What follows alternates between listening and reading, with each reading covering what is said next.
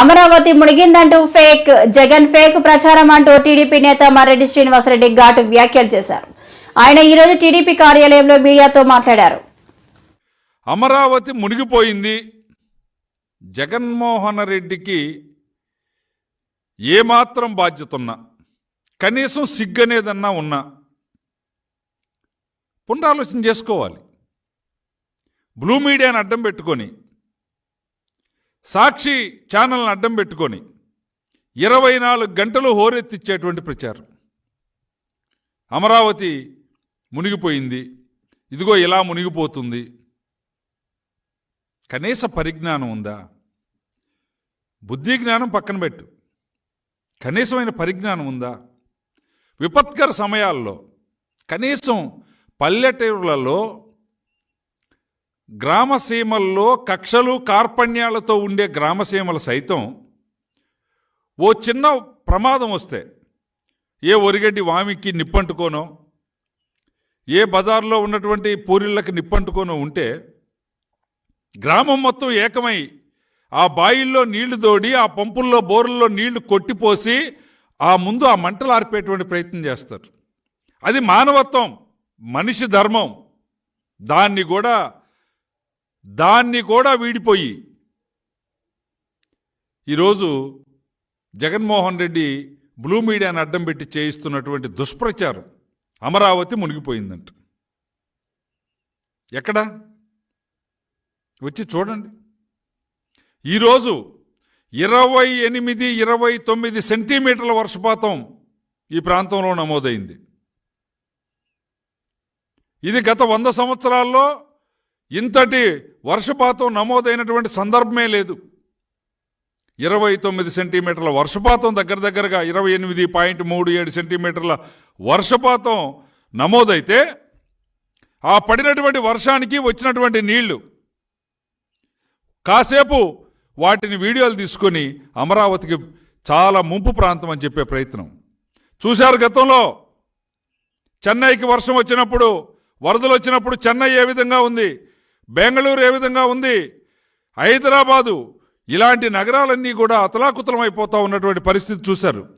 ఈరోజు ఎక్కడైనా అమరావతి నిర్మాణానికి క్యాపిటల్ సిటీగా, క్యాపిటల్ ఏరియాగా చెప్పబడినటువంటి 29 గ్రామాలకు సంబంధించినటువంటిది నది ఒడ్డున ఉన్నప్పటికీ కూడా ముంపుకు గురైందా అనేటువంటి ఆలోచన చేసుకోవాలి.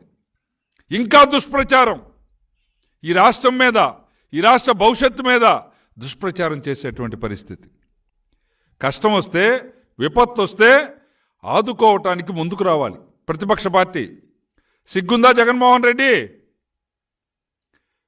నువ్వు రాష్ట్ర ముఖ్యమంత్రిగా ఉన్నప్పుడు నీ తాబేదారులు, నీ వాటాదారులు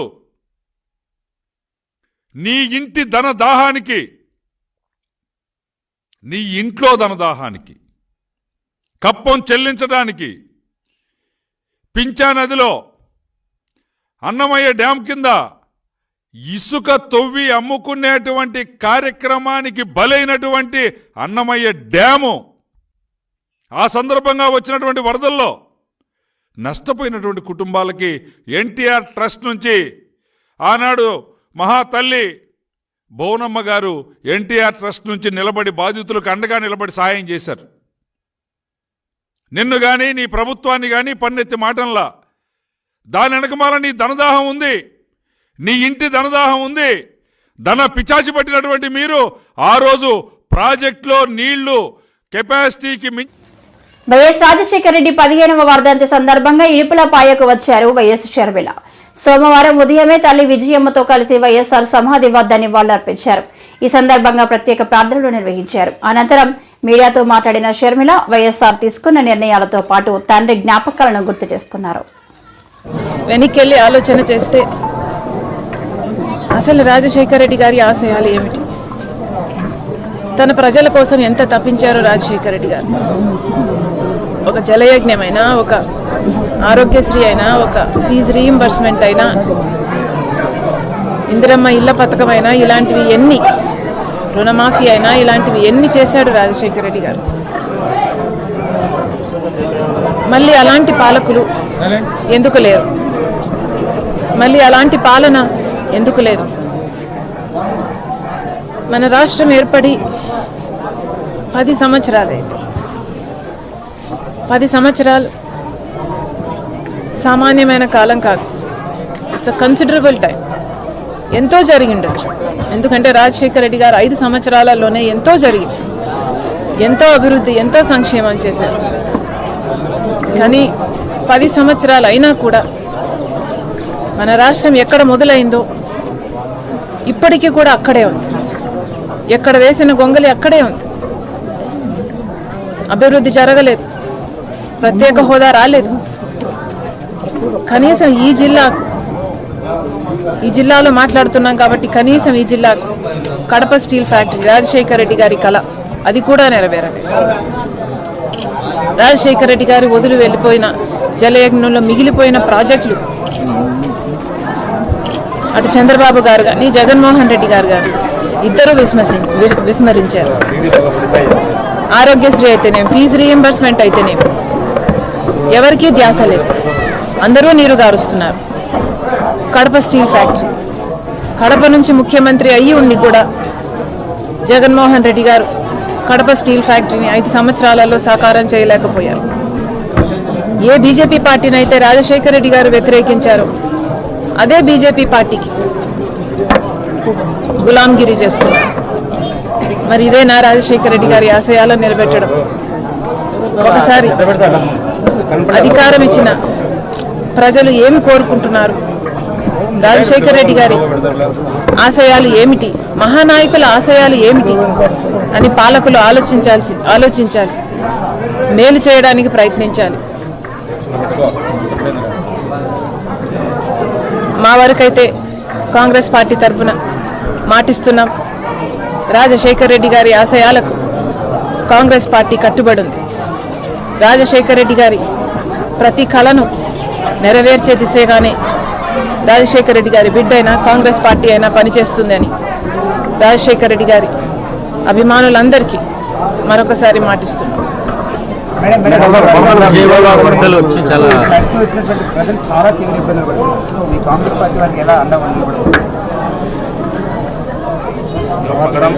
ఈ ఫ్లడ్స్ అనేది అసాధారణ పరిణామం. గత 20 ఏళ్ళగా ఎప్పుడు జరగలేదు అని అంటున్నారు. మరి ఇంత గొప్ప విపత్తు ఫోర్సీ చేయలేకపోయారా? ఫోర్కాస్ట్లు చూడలేకపోయారా? వార్నింగ్లు ఇయ్యలేకపోయారా? ఇంత విపత్తు జరిగింది, మొత్తం అంతా కాపాడడం సాధ్యం కాకపోయినా ఏ మటుకు వీలైనా ఆ మేరకైనా ఏమైనా ముందే చేస్తుండొచ్చునా? చంద్రబాబు గారు సమాధానం చెప్పాలి. ఇంత గొప్ప విపత్తు వస్తుందని ప్రజలెవరూ ఊహించలేదు. కాబట్టి వాళ్ళకు అండగా నిలబడాల్సిన అవసరం ఉంది. కేంద్ర ప్రభుత్వాన్ని కూడా నేషనల్ డిజాస్టర్ రిలీఫ్ కింద ఏది అవసరమైతే, బలగాలైతే ఏమీ లేకపోతే రిసోర్సెస్ అయితేనేమి ఆదుకోవాల్సిన అవసరం ఉంది. కాంగ్రెస్ పార్టీ తరఫున ప్రతి కాంగ్రెస్ కార్యకర్త, ప్రతి కాంగ్రెస్ నాయకుడు ప్రజలకు అండగా నిలబడతామని మాటిస్తున్నాం. మేము ఏ మేరకు సాయం చేయగలిగినా ఆ మేరకు చేస్తాం. అందరూ విల్లింగ్గా ముందుకు రావాలి, ఆదుకోవాలని మరొకసారి ఈ సందర్భంగా thank you. I don't know the technicalities yet. చూడాలి. Thank you.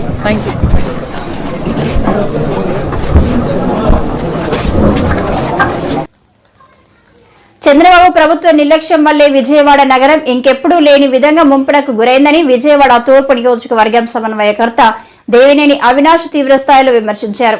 ప్రజలకు ముందస్తు సమాచారం ఇవ్వకుండా బుడమేరు లాకులు ఎత్తివేయడం వల్లే విజయవాడ ముంపుకు గురైందని ఫైర్ అయ్యారు. CM Chandrababu, deputy CM Pawan Kalyan సహా ఎంపీలు, ఎమ్మెల్యేలు వీకెండ్ ఎంజాయ్ లో బిజీగా ఉన్నారా అని వారు ప్రశ్నించారు. ఏదైతే మొగల్రాజపురం కొండ సొందపట్టి సెంటర్లో 5 చనిపోయారో 6 చనిపోయారో ఆ ప్రాంతానికి నేనుగానే ఉండి మా జిల్లా అధ్యక్షులు వెల్లంపల్లి శ్రీనివాసరావు గారు కానివ్వండి, మా నగర అధ్యక్షులు మల్లారి విష్ణు గారు కానివ్వండి, పార్టీ ఒక ఆదేశాలతో మేము వెళ్ళి అక్కడ సహాయక చర్యలు పాల్గొనుకోవడం జరిగింది. మేము వెళ్ళే దగ్గర ఏ ఒక్క అధికారులు కానివ్వండి, అధికార యంత్రాంగం అక్కడ పట్టించుకునే విధంగా లేరు. జనాభానే ఆ మనుషుల్ని బయటికి తీసే విధంగా అక్కడ ఉన్నారు, కానీ ఏ ఒక్క అధికారి గారు పట్టించుకునే విధంగా లేదు. అదేవిధంగా మేము డిమాండ్ చేశాం, ఈరోజు ఎవరైతే చనిపోయారో వాళ్ళకి ఇల్లు స్థలం కేటాయించి ఇల్లు కట్టించి, గతంలో ఇలాంటి సంఘటనలు మా ప్రభుత్వంలో కనుక జరిగినప్పుడు మేము 10 లక్షలు 15 లక్షలు ఆ కుటుంబానికి ఇచ్చి అండగా ఉంచేవాళ్ళం. కానీ నిన్న మీరు 5 లక్షలు ఇచ్చి ఈరోజు చేతులు దులుపుకునే విధంగా నిన్న కూటమి ప్రభుత్వం ప్రవర్తించిందని చెప్పని కేవలం ప్రకటించింది. ఏదైతే నిర్లక్ష్య ధోరణి ఈరోజు విజయవాడ నగరంలో ఏదైతే బందర్ రోడ్డు కానివ్వండి, ఏలూరు రోడ్డు కానివ్వండి, గతంలో వర్షం పడితే ఆ రోజు మోటార్లు పెట్టి కేవలం గంటల వ్యవధిలోనే మొత్తం నీళ్ళని క్లియర్ చేసేవాళ్ళం. నిన్న మీ అధికారులకు ఫోన్ చేసి మోటార్లు పెట్టిందంటే మోటార్లు పనిచేయట్లేదని చెప్పిన ఒక సమాధానం నిన్న కార్పొరేషన్ కానివ్వండి, నేను అధికారుల నుంచి గారు వస్తాం గారు జరిగింది. అంటే ఇది నిర్లక్ష్యం కాదా? నిన్న చనిపోయిన 6 గారా ప్రభుత్వం నిర్లక్ష్యం వల్ల చనిపోయిన కారణంగానే చనిపోయారని చెప్పి సందర్భంగా చెప్తూ ఈరోజు ఆ ఒక కుటుంబాలకి ప్రభుత్వం అండగా ఉంది. రాబోయే రోజుల్లో ఇలాంటి సంఘటనలు జరగకుండా ఇందాకే పెద్దలు మా జిల్లా అధ్యక్షులు వారు చెప్పారు, జగన్మోహన్ రెడ్డి గారు ఒక ముందు చూపు. ఈరోజు ఒక్కసారి ఆ కృష్ణమ్మ వారధి వెళ్తుంటే మీరు ఒక్కసారి చూడండి, అదే 1,00,000 క్యూసెక్లు నీరు వస్తే మొత్తం మునిగిపోయే కృష్ణలంక ప్రాంతం ఈరోజు జగన్మోహన్ రెడ్డి గారు ఒక ముందు చూపు. నిన్న అందరు ప్రజానికం అందరు గారా నగరంలో ఉన్న ప్రజానికం ఎవరైతే కూటమి ప్రభుత్వానికి ఓటేశారో వాళ్ళు గారా మేము తప్పు చేసాం, జగన్మోహన్ రెడ్డి గారికి ఓటేసి ఉంటే బాగుండేది, మేము ఈ విధంగా ఉండేవాళ్ళం కాదు, ఇలాంటి పరిస్థితులు కనుక వస్తే జగన్మోహన్ రెడ్డి గారు ఒక ప్రభుత్వ పనితీరు ఇంకా మెరుగ్గా ఉండి మా అందరి గారు అండగా ఉండే చెప్పి నిన్న ప్రజానికం అందరు గారు అనుకుంటున్నారు. నిన్న సాయంత్రం మా ఇంటికి దాదాపుగా 10 ఆటోలతో మహిళలు వచ్చారు. మమ్మల్ని ఒక్కరు గారా పట్టించుకునే వాళ్ళు లేరు. ఎవరికి ఫోన్ చేసినా, ఎమ్మెల్యే కార్యాలయానికి ఫోన్ చేసినా మాకు సంబంధం లేదు, అధికారులు చూసుకుంటారని చెప్పని అధికారుల మీద తోసేసి మమ్మల్ని ఎవరు చూసుకోవటానికి గారు లేరు అని చెప్పని ఎంతో మంది మహిళలు నిన్న వచ్చారు. అధికారుల దృష్టికి గారు తీసుకెళ్ళాం, ఈ విధంగా మీ పరిపాలన ఉంది, ప్రజానికానికి అండగా ఉండనని చెప్పి మా అన్నగారు కోరుకోవటం గారు జరిగింది. ఈ నగరంలో సహాయక కార్యక్రమాల్లో ఎవర్రా పాల్పంచుకుంటున్నారంటే వైఎస్ఆర్ కాంగ్రెస్ పార్టీ నాయకులు, వైఎస్ఆర్ కాంగ్రెస్ పార్టీ కార్యకర్తలు సహాయక కార్యక్రమాల్లో పాల్పంచుకుంటున్నారు. కూటమి ప్రభుత్వ నాయకులు కానివ్వండి, ఎమ్మెల్యేలు కానివ్వండి, 3 ఎమ్మెల్యేలు కానివ్వండి, ఎంపీలు కానివ్వండి, మంత్రులు కానివ్వండి, వీకెండ్ హాలిడేగా ప్రతి ఒక్కరు గారా సరదాగా వీకెండ్ గడుపుదాం అనే విధంగా ఉన్నారు, కానీ ప్రజానికం గురించి పట్టించుకునే విధంగా లేరు. ఈరోజు రాష్ట్రంలో ఎక్కడ చూసినా గత వైఎస్ఆర్ కాంగ్రెస్ పార్టీ ప్రభుత్వం మేర నిందలు అయ్యాలని ఒక కార్యక్రమం తప్పితే నేను అంటున్నారు మా శాసనసభ్యులు గద్దె రామ్మోహన్ గారు, మళ్ళీ నిన్నగారు మా మీద విమర్శ, కొంచెమన్నా సిగ్గు ఉండాలి. మీరు అధికారంలోకి వచ్చారు, అబద్ధపు హామీలతో అధికారంలోకి వచ్చారు, 3 నెలలు అయింది, మీరేం చేశారు ప్రజానికానికి? ఇదే నియోజకవర్గానికి మీరు 10 సంవత్సరాల నుంచి ఎమ్మెల్యేగా ఉన్నారు, మీరేం చేశారు? అలాంటివన్నీ గారు మీరు చెప్పుకోకుండా ఈ రోజుకి గారు ప్రజల ప్రాణాలు కాపాడలేని లీడర్లు ఎందుకు అని తెలుగు రాష్ట్రాల ముఖ్యమంత్రులపై ఘాటు విమర్శలు చేసిన ప్రజాశాంతి పార్టీ అధ్యక్షులు కేఏ పాల్. అదే అమెరికాలో అయితే ఇలా ఉండేది కాదని పాల్ ఒక వీడియో విడుదల చేశారు. తెలుగు రాష్ట్రాల్లో ఉన్న ప్రజలందరికీ నా విన్నపం, ఇప్పుడే నేను ఒక ఛానల్ చూశాను, విజయవాడ భవానీపురం పునాఘాట్లో 100 మంది ఇల్లు కోల్పోయారు. కనీసం వాళ్ళకి ఎటువంటి అధికార ప్రకటన లేదట. సుజనా చౌదరి ఎవరో ఎమ్మెల్యే అట. ఈ ఎమ్మెల్యేలు ఏం చేస్తున్నారు, ఈ ఎంపీలు ఏం చేస్తున్నారు, ఈ ఆఫీసర్స్ ఏం చేస్తున్నారు? ముఖ్యంగా ముఖ్యమంత్రి, ఉప ముఖ్యమంత్రి విజయవాడ మునిగిపోతుందని ప్రజలకు చెప్పాలి కదా. ఇప్పుడు చూడండి వారు ఏమంటున్నారు, మాకు కొంచెం చెప్పుంటే సార్ మేము ఏ స్కూల్కో, ఏ కొండ మీదకో, ఇంకొక దగ్గరకో, ఎక్కడికో బిల్డింగ్ నుంచి వెళ్ళిపోదుం కదా. ఇప్పుడు వెళ్ళి కనీసం భోజన సదుపాయం, మాకు బట్టలు లేవు, ఏమీ లేవు, ఉన్న పాటను బయటకు వచ్చాం. అలాగే తెలంగాణలో కూడా పాలేరులో 7 చనిపోవడం, ఇంకొక దగ్గర 4 చనిపోవడం. ఇది ఏం చేయాలంటే prevention is better than cure అని గవర్నమెంట్ ఇంతకంటే 100 రెట్లు ఘోరమైన సునామీలు వచ్చిన ప్లేసులు మనం చూసాం. శ్రీలంక లాంటి వాళ్ళు ముందే ఇన్ఫార్మ్ చేసి గవర్నమెంట్ అలర్ట్ గా ఉండి ప్రికాషన్ తీసుకొని, అమెరికాలో అయితే ముందే ఖాళీ చేయించేస్తారు, అనౌన్స్మెంట్ పెడతారు. వీళ్ళేం చేస్తున్నారు? బిజీలో దేంట్లో బిజీ? వాళ్ళు కొట్టుకోవడం, వాళ్ళు దోచుకోవడం. ప్రజల ప్రాణాలు కాపాడలేని ఎమ్మెల్యేలు ఎందుకు, మంత్రులు ఎందుకు, ముఖ్యమంత్రులు ఎందుకు? అర్థం చేసుకోండి, మన ప్రాణాలకు విలువ లేదు వాళ్ళకి. మీరైనా ఇప్పుడైనా ఒకటి ప్రార్థించండి, 2 యూత్ మీరు వెళ్ళి మీ ఏరియాలో ఉన్న వారందరికీ ఏ విధంగా మీరు వాళ్ళు రక్షించాలో రక్షించండి, అనౌన్స్మెంట్లు చేయండి, సోషల్ మీడియాలో పెట్టండి. ఎక్కడైతే కరెంటు లేదో అక్కడికి పర్సనల్ గా మీరు వెళ్ళండి, తగిన చర్యలు తీసుకోండి. వంట కేంద్రాలు చిన్నవి మీరు వంటలు చేసి ఫుడ్ లేని వారికి ఫుడ్ దేవుడు మిమ్మల్ని దీవిస్తుంది. రెస్టారెంట్ ఓనర్స్, ఇంకా ప్రజలు మనమే ఒకరు హెల్ప్ చేసుకోవాలి. ఈ వీడియో మీడియా మిత్రులు సోషల్ మీడియాలో అందరికీ రీచ్ అయ్యేటట్టు, ముఖ్యంగా ప్రతి ఒక్కరూ జాగ్రత్తగా ఉండండి, బయటికి రాకండి అత్యవసర పరిస్థితుల్లో తప్ప. Thank you very much. ఈ వీడియో అందరికీ షేర్ చేయండి. కూటమి నేతలు ప్రజా సమస్యలు గాలికి వదిలేసి డైవర్షన్ రాజకీయాలు చేస్తున్నారని వైసీపీ ఎంపీ మిథున్ రెడ్డి విమర్శించారు. అన్ని ఫైల్స్ ఆన్లైన్లో ఉన్న మదనపల్లి ఘటనలో తమపై తప్పుడు ప్రచారం చేశారని మండిపడ్డారు. ఇటీవల కూటమి నాయకులు కుట్రతో పార్టీ మారినా పుంగనూరు మున్సిపల్ చైర్మన్ కౌన్సిలర్లు తిరిగి వైఎస్ఆర్సీపీలో చేరారు. సందర్భంగా మిథున్ రెడ్డి మాట్లాడుతూ, అంటే ఈ డైవర్షన్ పాలిటిక్స్ పైన పెట్టిన దృష్టి ప్రజల పైన పెట్టలేదని చెప్పి కూడా నేను తెలియజేస్తా ఉన్నాను. అన్ని ఫైల్స్ ఆన్లైన్లో ఉన్నా కూడా మదనపల్లిలో ఏదో కాలిపోయింది, ఏదో అయిందని చెప్పి సంబంధం లేని విషయానికి హెలికాప్టర్ పంపించి దాన్ని ఏదో ఒక సెన్సేషనలైజ్ చేసి అదేదో ఒక సమస్యలాగా సృష్టించారు. అదే హెలికాప్టరు ఈరోజు వరద సహాయ చర్యలకు ఎందుకు పంపించలేదని చెప్పి కూడా నేను ఈరోజు ప్రభుత్వాన్ని నిలదీస్తూ ఉన్నాను. అదేవిధంగా ఈరోజు వాస్తవంగా నిజంగా మహిళలకి ఇబ్బంది జరిగి ఒక ఇంజనీరింగ్ కాలేజీలో స్పై కెమెరాలు పెట్టి అమ్మాయిలందరూ కూడా ఇబ్బంది పడి, చదువుకున్న అమ్మాయిలందరూ కూడా, వాళ్ళు ఏ రాజకీయ పార్టీకి సంబంధించిన వాళ్ళు కాదు, మొత్తం అమ్మాయిలందరూ కూడా ధర్నా చేస్తే ఈ విధంగా జరిగింది, మాకు సెక్యూరిటీ లేదు, మాకు ఈ విధంగా అన్యాయం జరిగిందని ధర్నా చేస్తే ఇన్వెస్టిగేషన్ జరుగుతున్నప్పుడే ఇది దీంట్లో ఏం లేదు అని చెప్పి సాక్షాత్తు ముఖ్యమంత్రి ఆయన కొడుకు ఇద్దరు కూడా మాట్లాడితే ఇంకా న్యాయం ఎక్కడ జరుగుతుందని చెప్పి కూడా ఈరోజు నేను ప్రశ్నిస్తా ఉన్నాను. ప్రజల్ని ఎవరన్నా ప్రశ్నిస్తే వాళ్ళని భయభ్రాంతులు గురి చేయడం, ఉదాహరణకు పుంగనూరు మున్సిపల్ చైర్మన్ కానీ కౌన్సిలర్లు కానీ పార్టీ మారకపోతే కేసులు పెడతాము, లేకపోతే మీ పైన గొడవ చేస్తాం, మీ ఇంటికి వచ్చి దౌర్జన్యం చేస్తామని చెప్పి బెదిరించి ఈరోజు పార్టీ మారమని ఒత్తిడి చేసిన పరిస్థితి మా నియోజకవర్గంలోనే పుంగనూరులోనే చూసాం. ఈరోజు అందరూ కూడా ఈరోజు మున్సిపల్ చైర్మన్ కానీ మిగతా కౌన్సిలర్లు అందరూ కూడా కానీ ఇవన్నీ కూడా ఖండిస్తూ ఈరోజు ఇక్కడ ప్రెస్ మీట్కి రావడం జరిగింది. ఇలాంటి రాజకీయాలు మానుకొని వాస్తవంగా మీరు ఏదైతే ప్రజలకు హామీలు ఇచ్చారో సూపర్ 6 కానీ ఇంకోటి కానీ వాటిపైన దృష్టి పెట్టాలని చెప్పి కూడా మేము కోరుతా ఉన్నాం. ఈరోజు సూపర్ 6 అనే మాట కూడా ఏ ఒక్క తెలుగుదేశం ఎమ్మెల్యే కానీ లేకపోతే నాయకుడు కానీ మాట్లాడే పరిస్థితి లేదు. అవి ఎప్పుడు నెరవేరుస్తారో కూడా ఈరోజు తెలియని పరిస్థితి. ఇచ్చిన హామీలన్నీ కూడా గాలికి వదిలేసి ఈరోజు పూర్తిగా కక్ష సాధింపు లేదా డైవర్షన్ పాలిటిక్స్ పైనే ఈరోజు ఈ ప్రభుత్వం నడుస్తోందని చెప్పి కూడా నేను తెలియజేస్తాను. ఇలాంటివన్నీ కూడా ఈ కక్ష సాధింపు చర్యలన్నీ కూడా మానుకోవాలని చెప్పి కూడా నేను కోరుతా ఉన్నాను. అమ్ముబాయ్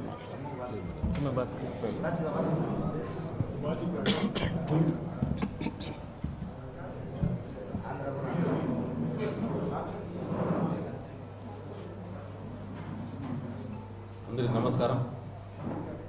ఈరోజు మా గౌరవ ఎంపీ గారైన మిథున్ రెడ్డి అన్నతో ప్రెస్ మీట్లో పాల్గొనడం జరిగింది. గత 2 నెలల ముందు నేను దాదాపు 15 ఏళ్ళని ఇంకా పెద్ద ఆయన ఫ్యామిలీతోనే నడుస్తూ ఉన్నాను. 3 సార్లు కూడా పెద్ద ఆయన కౌన్సిలర్గా కూడా నాకు చేసినారు. మొన్న జరిగిన ఎలక్షన్లో కొన్ని కారణాల వల్ల మేము ఏ పార్టీలో చేరలేదు, కానీ కొన్ని కారణాల వల్ల పార్టీకి రాజీనామా చేసి కొన్ని ఒత్తిళ్ళ వల్ల పోయినాము. కానీ 2 నెలలు ఇంకా పోయిన రోజు నేను కూడా ఆ రోజు రిటర్న్లోనే మనం ఒక ఫ్యామిలీకి పోగొట్టుకున్నట్లు, మా ఫ్యామిలీలో ఏమన్నా జరిగితే ఎలా ఉంటుందో అలా పెద్ద ఆయన ఫ్యామిలీతో దూరమైన దానికి 2 నెలలు కూడా నిద్ర కూడా లేదు.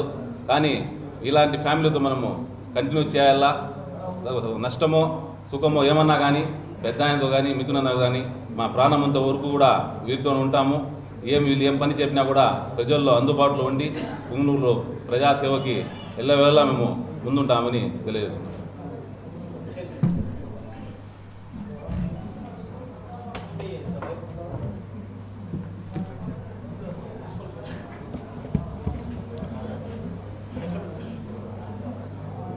అందరికి నమస్కారము. ఈరోజు రాజంపేట పార్లమెంట్ సభ్యులు మిథునన్న గారితో ఈ ప్రెస్ మీట్లో పాల్గొనడం జరుగుతుంది. ఈ ప్రెస్ మీట్లో ముఖ్యంగా ఏమిటంటే 2 నెలల ముందు కూటమి ప్రభుత్వం అధికారంలో వచ్చిన తర్వాత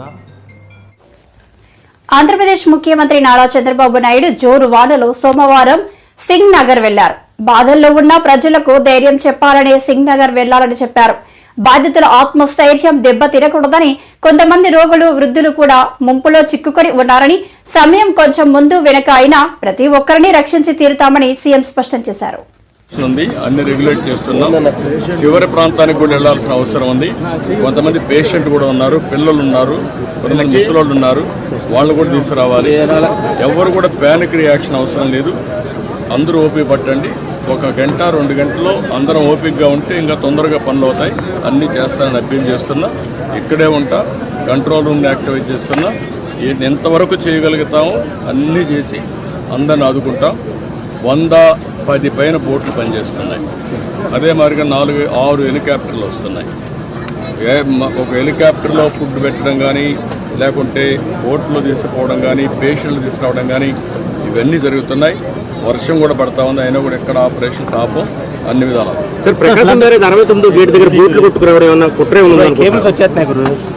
ఇవన్నీ ఇప్పుడు నేను అవన్నీ మాట్లాడను. ప్రతి ఒక్కదానికి మనం అవన్నీ మాట్లాడడం కరెక్ట్ కాదు. ప్రస్తుతం నా డ్యూటీ ఎట్టి పరిస్థితుల్లో కష్టాల్లో ఉండే ప్రజలను ఆదుకోవడం, వాళ్ళ ప్రాణాలు కాపాడుకోవడం, తక్షణ వాళ్ళకి కొంత సహాయం చేయడం అవసరం. అదే చేస్తాం. ఇంకా కూడా మనకు ఓవరాల్గా అక్కడే ఉంది 11,40,000 వాటర్ వస్తుంది. అది ఎప్పుడు రానంటే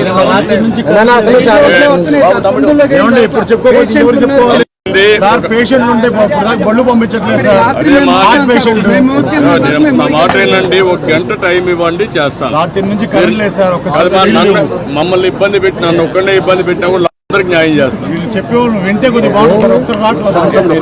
విన్నానమ్మా, మీ కష్టాలు అర్థం చేసుకున్నాను, అందరిని ఇంటూనే వచ్చా. ఇప్పుడు మళ్ళా పోయి నేను అన్ని స్ట్రీమ్ లైన్ చేస్తాను, మళ్ళా వస్తాను, నేను చూసుకొని చేస్తాను. నాకు వదిలిపెట్టి నేను చేస్తాను.